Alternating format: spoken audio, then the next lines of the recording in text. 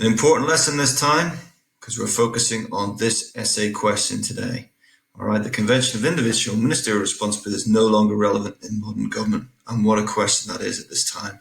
So, let's start with a bit of a warm-up. Okay, need a slice of rough paper. 5 examples of individual ministerial resignations. Who, when, and why. To the signs of Stevie Wonder. What an iconic start. Pause the slide now.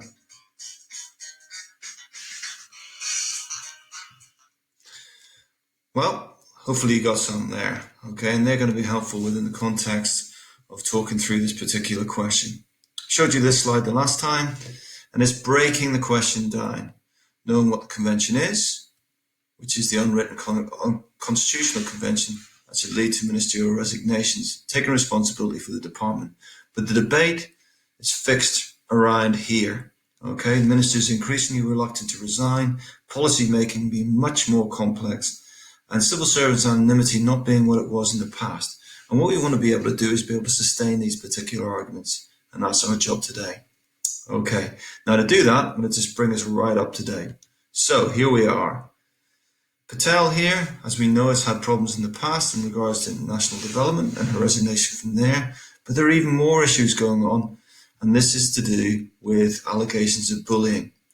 Now, if you read this on this side, you'll see the Ministerial Code says there should be no bullying or harassment, but the senior civil servant has suggested that is the case, and is now an in-house inquiry by the Prime Minister about whether or not she broke the rules, which begs the question whether or not she's actually responsible to Parliament or to the Prime Minister for her actions within the actual department itself. It's also a very good example down here of the loss of anonymity. Civil servants, as we know, are supposed to be anonymous so they can give frank advice. But the advice here is being ridiculed in various places for being defensive against what the government's trying to do rather than objective, showing the difficulties that civil servants now face and perhaps how they're undermined by their ministers. Here's another one, and probably the classic of the time. Can Hancock be responsible as Health Secretary for the handling of the COVID-19 response? Well, yes, it's the Health Department's responsibility. However, the question should be, is this a whole government crisis for whom the PM is responsible? For example, when Carrington resigned over Falklands, he was taking the shot essentially for the government as a whole. Is that right? Which departments are involved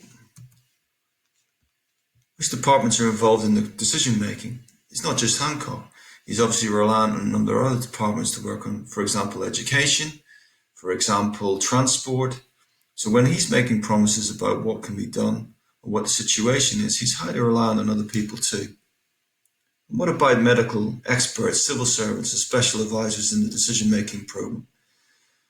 All of whom suggest that perhaps it's harsh to blame Hancock, although he is being suggested to be the fall guy if things continue to go not quite the way the government wants them to go.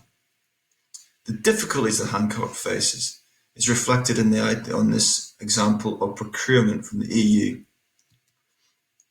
Now, if you read about this, you'll find that the EU launched procurement back in February, but we didn't get involved in that. And when it went to a select committee, this civil servant, who comes from the Foreign Office, okay, Mr. MacDonald, he said it was a political decision, which suggests that the Foreign Secretary, the Prime Minister, were actually making a decision not to get involved with the EU.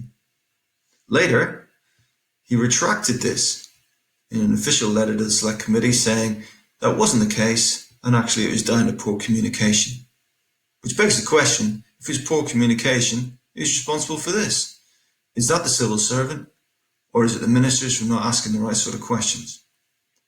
As it is, there's a bit of a grey area around here, where it's not quite obvious who's taking responsibility for the situation, and whether or not it should be Hancock, the Foreign Secretary, the Prime Minister. This will probably come out in the wash, but it does show us how anonymity is being moved again from civil servants as it used to be in the past. and how they're much more in the headlines. Okay, so getting on to this question, there are two methods, I guess. Pathway 1 is something you are very capable of doing. This is the choice of the champion. Plan the essay your way, ignore the following help, and see if you can do it solo. Clearly, you can come back to the support if you feel you need it. Or Pathway 2, follow this lesson through, get the support you require, okay, and see if you can write the essay onwards. I would say for those on Pathway 1, just have a check of the next slide. Because this is almost the checklist of what you should have in there. The key terms you want to be making sure you actually cover, and they should be seen in the essay, and some of the examples that will be sustaining what your argument is going to be saying. Okay. Whenever you write the essay, I would suggest that you use this slide as a means of a checklist and see how well you get on. So let's get into it.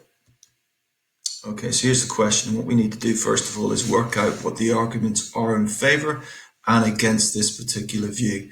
The individual ministerial responsibility is no longer relevant. Well, if you are saying it's relevant, of course it is. It's a constitutional expectation. We know this from Figson's formal constitutional model. However, to challenge that, you can say that ministers are increasingly ignoring this convention, and you have a number of examples that support that particular view, suggesting it isn't particularly robust. However, it is still relevant, and it's needed because civil servants need to remain anonymous to do their job properly.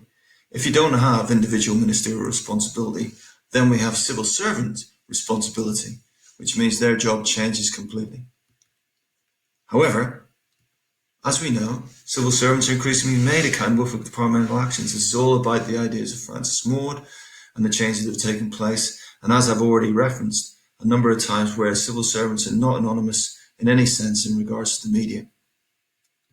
Third point, it is relevant. Ministers are increasingly using special advisors to assist in their decision making.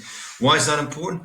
Well, what it means is civil servants are less relevant in the decision-making process, and ministers should be taking responsibility for their special advisors' work.